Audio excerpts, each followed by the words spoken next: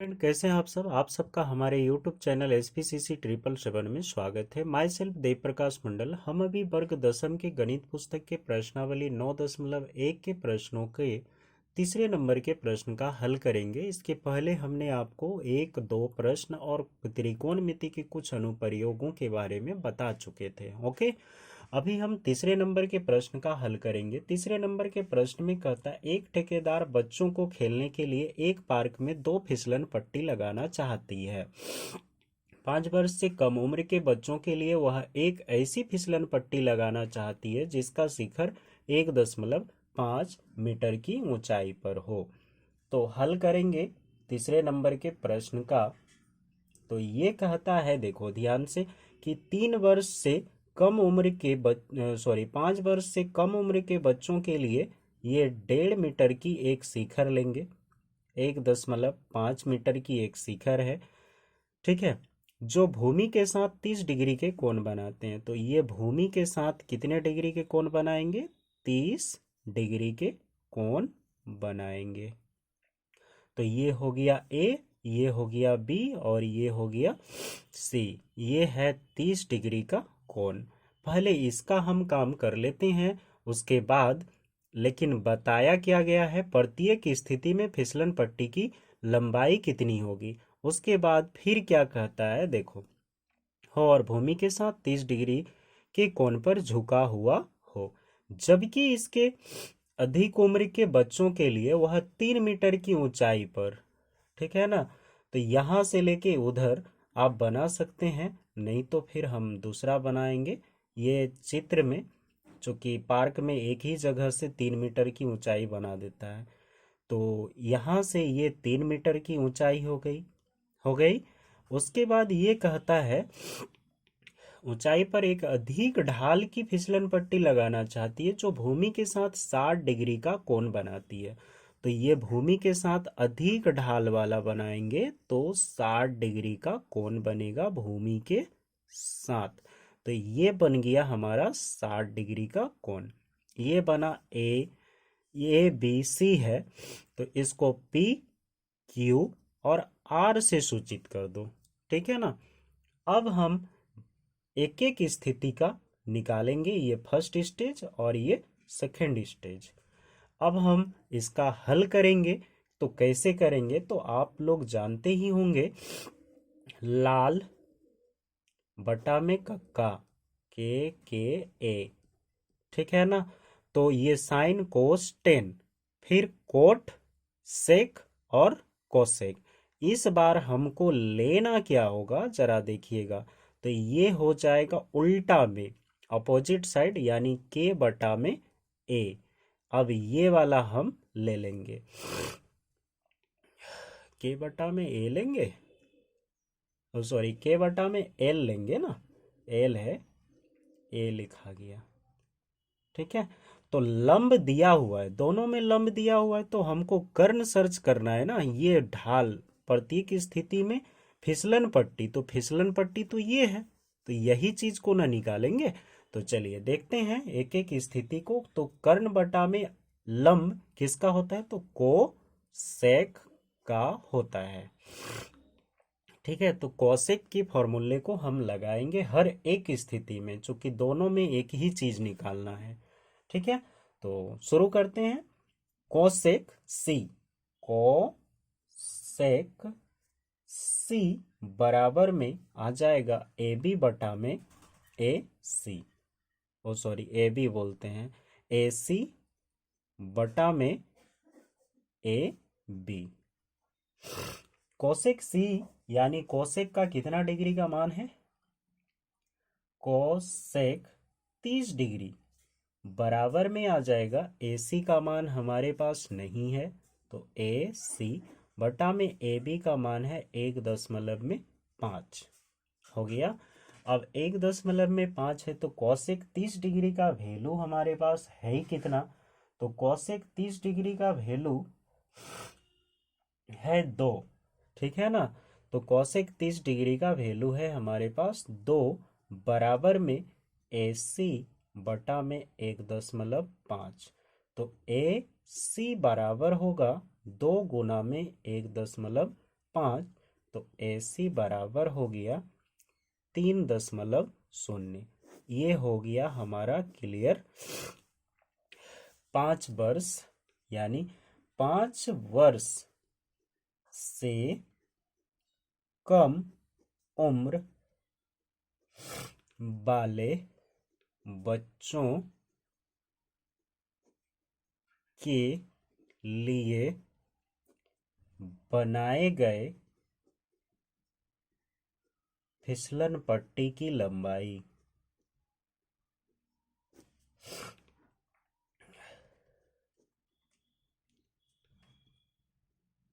बराबर में है 3 मीटर।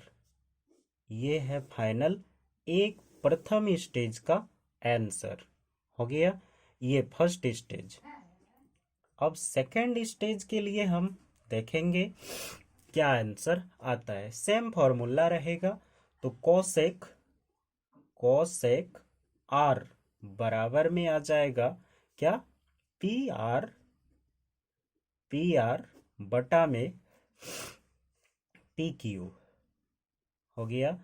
अब कोसेक आर का मान क्या है, तो कोसेक आर का मान हमारे पास है 60 डिग्री, है ना। तो 60 डिग्री का मान कितना है कोसेक का, तो कोसेक 60 डिग्री बराबर में होता है 2/√3।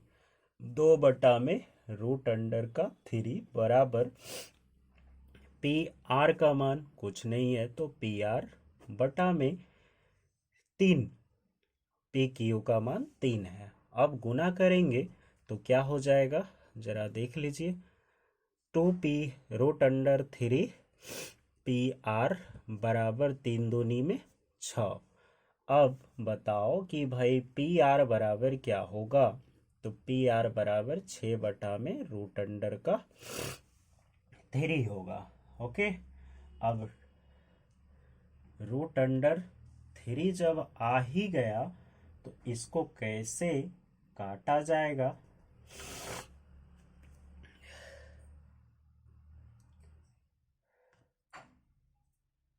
इसको काटना है तो हर का परिमेयीकरण करेंगे तो कट जाएंगे। हमारे पास क्या आ जाएगा, तो पी आर बराबर में होगा 6/√3 गुना में √3/√3। यहाँ लिखना है हर का प्रमेयीकरण करने पर तो 6 हो जाएगा। 6 बटा में आ जाएगा केवल 3। तो 3×2 6 बराबर 2√3 मीटर। क्या है पी आर, तो पी आर बराबर, तो यहाँ लिखना है पी आर बराबर। ठीक है। अब इस केस मतलब ये स्टेज में, सेकंड स्टेज में लिखना है 5 वर्ष से अधिक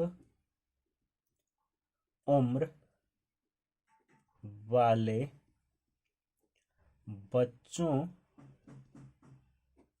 के लिए बनाए गए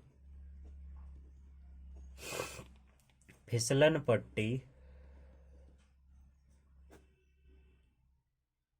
की लंबाई बराबर 2√3 मीटर है।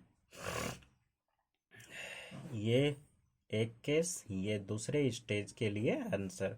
तो आंसर में लिखना है 3 मीटर, 2√3 मीटर। ये फाइनल आप लिख के आंसर शो कर सकते हैं। ये सारे नहीं भी लिखिएगा लेकिन ये जरूरी मायने पे है, हमें लिखना ही पड़ेगा। ओके। अब नेक्स्ट हम चौथे नंबर के प्रश्न का हल करेंगे।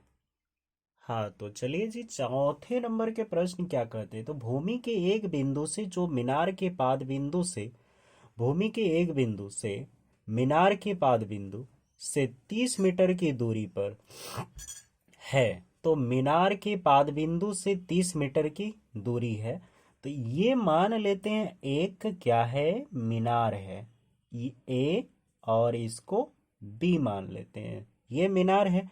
अब भूमि के पाद बिंदु तक एक बिंदु जो 30 मीटर की दूरी पर है, कितने डिग्री, 30 डिग्री का है, तो 30 मीटर की दूरी पर है एक बिंदु है, 30 मीटर की दूरी, इसको सी मान लीजिए। तो यहां से लेके यहां तक ये कितनी लंबी है, तो 30 मीटर लंबी है। यहां से लेके यहां तक कितनी लंबी है, 30 मीटर। अब देखो ये क्या कहता है कि शिखर का उन्नयन कोण यहां से यहां तक, भूमि मीनार के शिखर मतलब इस जगह से लेके इस जगह का उन्नयन कोण कितना डिग्री है। तो ये उन्नयन कोण हमने आपको पहले वीडियो में ही बता दिया था कि नीचे उन्नयन कोण नीचे से ऊपर देखने वाले कोण होते हैं। तो यहां से ये क्या है, 30 डिग्री, और ऊपर से नीचे देखने वाले को क्या कहते हैं, अब नमन कोण कहते हैं। तो ये भूमि के पाद बिंदु से मीनार के शिखर का उन्नयन कोण 30 डिग्री का है। तो हमें निकालना है मीनार की ऊंचाई। ओके, अब हमें हल करते हैं हम। तो क्या लिखना है, माना कि ए बी एक मीनार है, ठीक है, जिसकी ऊंचाई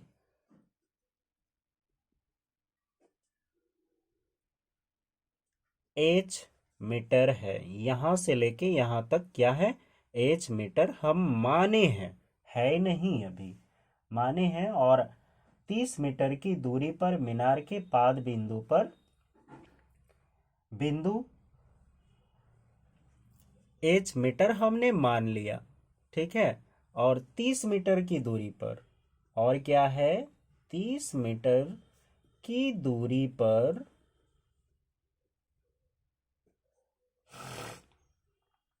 मीनार के पाद बिंदु पर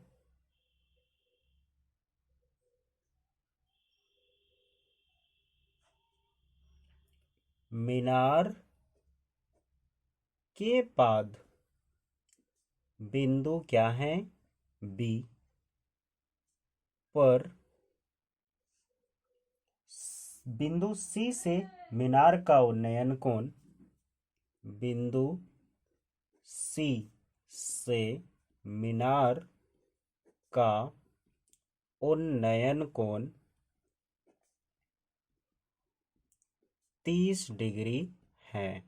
अब देखो आपने पहले भी बनाए, लाल बटा में कक्का, ये वाले फॉर्मूले को हर समय खोपड़ी में रखना भाई, ठीक है। विदाउट खोपड़ी आपका सेट नहीं हो पाएगा, उसके साथ साथ सबका डिग्री को भी याद रखना पड़ता है।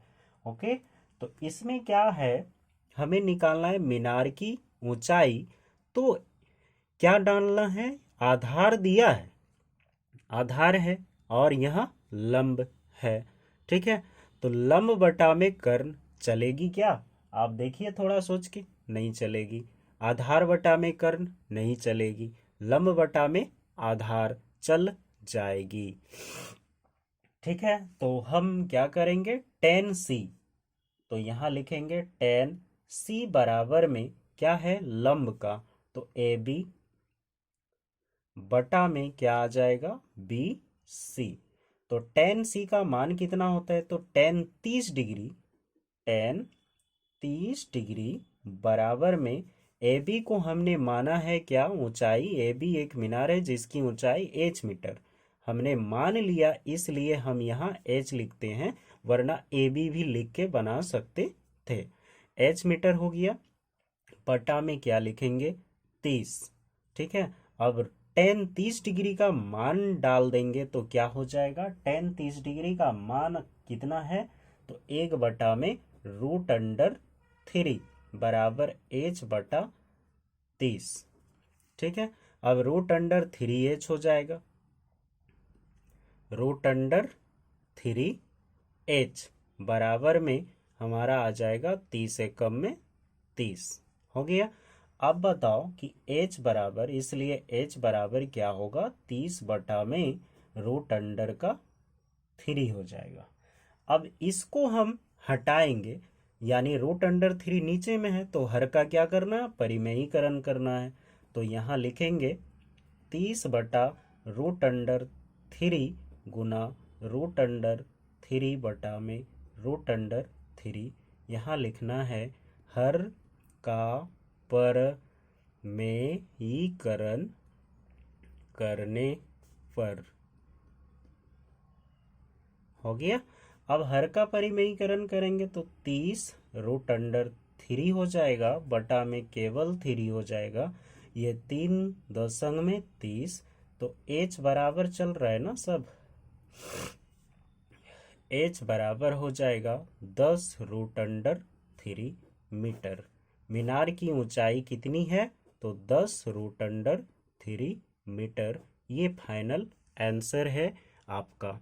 इफ अगर आपको कहीं भी डाउट हो तो कृपया आप हमारे कमेंट बॉक्स में कमेंट लिख के भेजें अपने डाउट को, और हम आपके डाउट को क्लियर करेंगे। लेकिन आप इससे एक विनम्र निवेदन है कि आप हमारे चैनल को ज़रूर से ज़रूर सब्सक्राइब कीजिए, लाइक कीजिए, कमेंट कीजिए और अपने दोस्तों में शेयर कीजिए।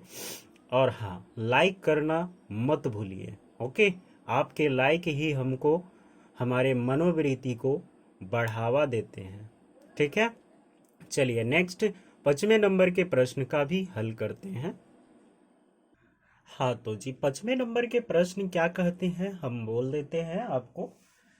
5वें नंबर के प्रश्न कहते हैं कि भूमि से 60 मीटर की ऊंचाई पर एक पतंग उड़ रही है। पतंग में लगी डोरी को अस्थायी रूप से भूमि के एक बिंदु से बांध दिया गया है। तो भूमि के साथ डोरी का झुकाव 60 डिग्री का है। यह मानकर कि डोरी में कोई ढील नहीं है, डोरी की लंबाई ज्ञात कीजिए। ओके, तो चलिए देखिए, सबसे पहले हम पतंग बनाएंगे एक, और उससे क्या, के फॉर काइट होता है ना, तो ऐसा बना देते हैं, के यहाँ रख देते हैं, दैट इज पतंग। ठीक है ना, ये क्या है, पतंग है। यहाँ से लेके यहाँ तक एक 50 मीटर की ऊंचाई पर पतंग उड़ रही है। ये कितनी मीटर है, 50 मीटर की ऊंचाई पर एक पतंग उड़ रही है। इस पतंग की जो रस्सियां है, कोई ढील किए बिना ये यहाँ तक एक बिंदु से लगी हुई है। ये रस्सियां हैं भाई पतंग की, ढील किए बिना। अस्थाई है, ढील तो होगी ही, लेकिन ये क्या है कि ढील किए बिना आपके क्वेश्चन में जो कहता है, तो के लगा दिए और यहाँ ए लगा दिए और यहाँ बी लगा दिए। अब ये कहता है कि भूमि के एक बिंदु जो है और पतंग के जो पतंग है, ये दोनों के बीच की जो रस्सियां है, ये 60 डिग्री का कोण बनाता है। ओके, अब 60 डिग्री का कोण बनाता है तो आपको पता ही होगा कि लाल और कक्का में क्या मिल रहा है हमें, तो लंब मिल रहा है, हमें कर्ण निकालना है। तो किसका फॉर्मूला लग जाएगा, साइन का फॉर्मूला लग जाएगा। तो इसका हल करते हैं। साइन कितना है, साइन बी बराबर में आ जाएगा के ए, यानी के ए बटा में क्या होगा, के बी, के बी। अब यहाँ साइन बी का मान कितना है, तो 60 डिग्री, तो साइन 60 डिग्री बराबर में के ए का मान है 50, तो यहाँ डालना है 50 और नीचे डालना है के बी का मान। तो के बी का मान क्या है, हमारे पास कुछ भी नहीं है, तो के बी हो गया। अब ये के बी का मान हमारे पास आ गया, तो क्या करना है कि साइन 60 डिग्री का मान होता आखिर कितना है, तो साइन 60 डिग्री का मान होता है √3 बटा में 2, √3 बटा में 2 बराबर 50 गुना में 50 बटा में के बी। अब बताइए कि 50 बटा में केवी है, ओ सॉरी, हमारे से मिस्टेक हो गई, यहाँ 60 डिग्री 60 मीटर है भाई, ये 60 मीटर होंगे, हम 50 लिख लिख के बना रहे हैं, तो ये है 60 मीटर, ये है 60 मीटर। ओके, अब 60 मीटर हमारे पास तो आ गया। अब ये वाला क्रॉस मल्टीपल हमने आपको पहले भी बोला था, तो ये गुना करेंगे तो कितना हो जाएगा, √3 के बी बराबर 60 गुना में 2 तो 120 हो जाएंगे। इसलिए के बी बराबर में आएगा 120 बटा में √3। अब आप यहाँ तक भी कर देंगे तो आपका आंसर सही है, लेकिन क्या √3 हर में है तो हर से हटा देना है √3 को, तो इसका क्या करना, हर का परिमेयीकरण कर लो भाई। तो 120 बटा में √3 गुना में √3 गुना में √3 बटा हो गया। अब दोनों को गुना करेंगे तो क्या होगा, तो के बी बराबर में आएगा 120 √3 बटा में केवल 3, 3 4 12 तो 40 हो गया, 40 दिया में 120, तो के बी बराबर आएगा 40 का √3 मीटर। अतः डोरी की लंबाई बराबर होगा 40 √3 मीटर। यही है आपका आंसर। ओके, तो ये है आपका 5वें नंबर के प्रश्न का हल। अब नेक्स्ट 6ठे नंबर में देखते हैं